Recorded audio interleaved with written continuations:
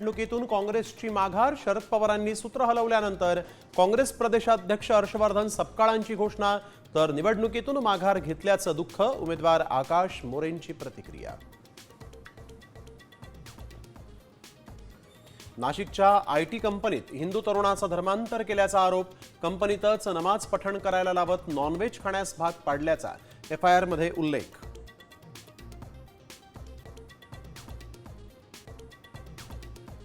तिसऱ्या गुन्ह्यात अशोक खरातला 5 दिवसांची पोलीस कोठडी, 7 महिन्याच्या गरोदर महिलेवर अत्याचार केल्याप्रकरणी तपास, ताबा पुन्हा एसआयटीकडे.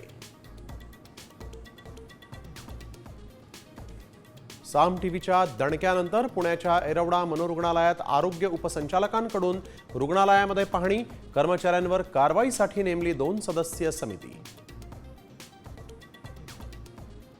इराणमधील भारतीयांनी तातडीनं देश सोडा, केंद्र सरकारचे आदेश, दूतावासाकडून हेल्पलाईन नंबर जारी.